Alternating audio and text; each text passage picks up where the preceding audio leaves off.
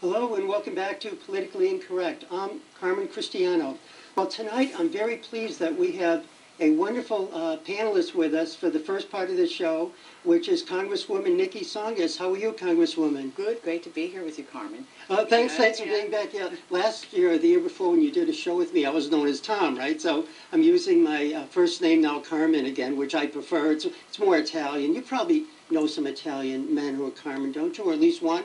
Or am I the only one? Well, I at least know the opera. So. Right, yes. So you can't forget it now, right? Yeah. So, Congresswoman, how long have you been in Congress now, and how have you liked it? Have you enjoyed it? Well, it'll be 5 years in October. I was elected in a special election in 2007, was literally elected on a Tuesday and sworn in on a Thursday. And I have been fortunate to serve in some very remarkable times. Yes. We all know the great downturn in our economy, the extraordinary challenges that the entire world faces in terms of its economy. As I sought this seat, we were in 2 wars, now thankfully only in 1. But the fact remains that I've enjoyed very much and appreciated having the honor of representing the 5th District. As I sought this seat, I had seen the remarkable legacy of my husband, Paul, who held this seat in the 70s, who went on to become a United States Senator. I always thought that it was a remarkable opportunity to make a difference in the life of a community, the life of a state or our country, and nothing has changed that. We have big differences of opinion. We will be debating those differences as we head into the election, but nevertheless, I have enjoyed very much the honor of serving. Well, wonderful. Well, I always enjoy having you on my shows, Congresswoman. I hope you come back many, many more times in the future. Thank you for that. You mentioned the economy. As you know, we had that big downturn, as you mentioned, in 2008, and we're still trying to slowly get out of it and trying to get out of it as quickly as possible.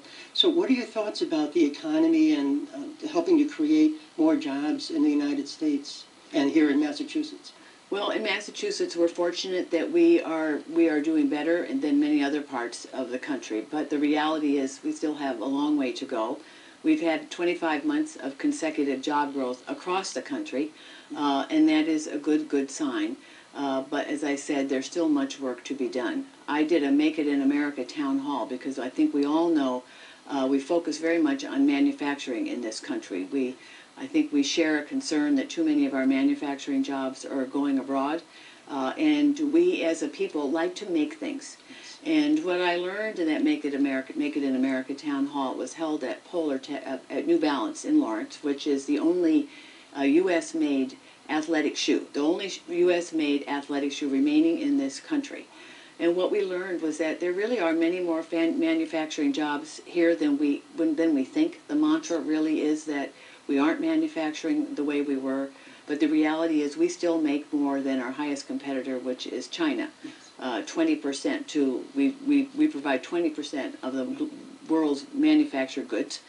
China provides about 19% point plus, but that's not enough. And I think we need to put in place efforts, a tax credit that encourages companies to stay here, continue making here. It's not good enough just for us to invent things and then have things made elsewhere. So I think our tax code has to encourage companies to stay here and manufacture here. Yes. We hear often that we're not educating our young people to the jobs that they're manufacturing in nature. I think we have to remain very focused on that, whether it's at the high school level and the vocational schools and the kind of training that they can provide for some of those jobs. But we also need a lot of engineers, a lot of people in science and math, and we've got to be persistent in that in high school and as students transfer to university or college, whatever it may be. Yes. I think we've got to have adequate workforce training so that as we see shortages in the skill set, there's a way to train up people for the jobs that are there. So that's on the manufacturing side, but we have a lot of opportunities with clean energy. This district in particular is home to one of the largest clusters of clean energy companies in New England. And so you see it with advanced battery manufacturing in Lowell. You see it with the conservation techniques that many of the companies in Lawrence, power storage efforts, ways to conserve and store power in Devons. Those are just 3 examples. So clean energy is a real opportunity. We've got to stay very engaged on the research and development side with that, and understand it's an opportunity we can't afford to miss. That's wonderful. I mean, I had no idea that we were ahead of China in manufacturing. That's wonderful. But It's not what you hear. And yes, actually no, what we heard at this Make It in America town hall was that the mantra is so much that we aren't manufacturing, yes, that a lot of young people don't consider manufacturing as a possible future for them. yes, And so they're not developing the skill set that is needed in order to go into manufacturing. yes, And in fact, we heard that our vocational technical schools could actually be preparing a lot of young people to fill the jobs that are actually there. They're called advanced manufacturing. yes. They're not, as we used to see them in our mills or whatever, highly skilled, kind of a lot of miniaturization, require a very particular skill set, but there are opportunities there. But then I'll also go to a company that is three-fourths engineers, who are doing all the high-end engineering and innovation. So we need a full spectrum capability. Yes. Well, wonderful. Well, I was looking at your website last week, and I noticed that you have a bill that you proposed, Helping Individuals Return to Employment Act.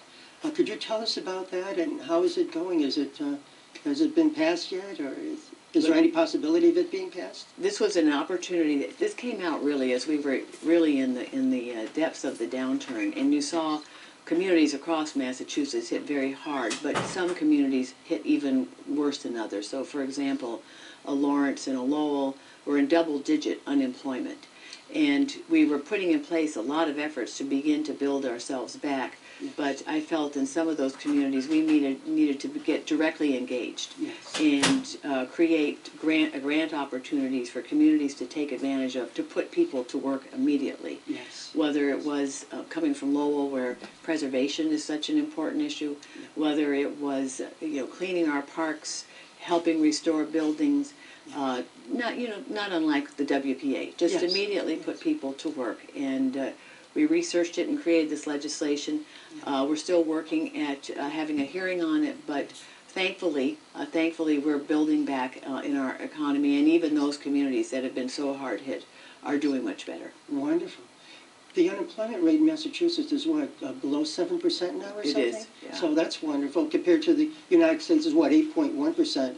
And we know that doesn't include all those who have dropped out of the labor force, so it's even higher than that in reality. But we were facing a Great Depression pretty much when President Obama came into office, right? So it took a long time to get into this. It'll take a long time to get out, is what they say. Well, and I think in Massachusetts we've done well because of our commitment to education. Yeah. Because if you look at the kinds of job opportunities that are there, they all reflect a higher level of education than might have been the case decades ago. And as a Commonwealth, we do better on many, many measures than almost any other state in the country. And as a result, when you have a highly innovative economy, as we do, Yes. we have people who are trained to take advantage of that. And so I think the fact that we are doing better in this economy is reflective of our Commonwealth's commitment to education. Yes. But as a nation, we have to remain very committed to education, which is why this debate around the student loan interest rate is so important. Yes. There was an effort in 2007. The role for the federal government is limited in education. Yes. But one thing we can do in terms of higher education is create access to loans and grants, so that given the increasing tuition costs, many families just can't do it, simply can't do it. So the federal government can provide access to funds to help pay the tuition bills. But the interest rate was too high. It was administered through the private sector. A lot of the money was being taken off the top to make them more profitable. We brought that money back into the system, expanded the loan pool, and have lowered the interest rate. Yes. And that interest rate is now down to 3.4%, Right. due to rise to 6.8% at the end of June if we do nothing. And so it's very, very important that that not be the case, Yes. because that's $1,000 per student extra. Yes. And that's $1,000 that is very precious, and for which there are many other demands in terms of what people's needs are. And so I, for one, am strongly supportive of making sure we keep that interest rate at 3.4%, so that students who seek out higher education have better access to the funds they need, and at a lower cost. Let's hope so. Because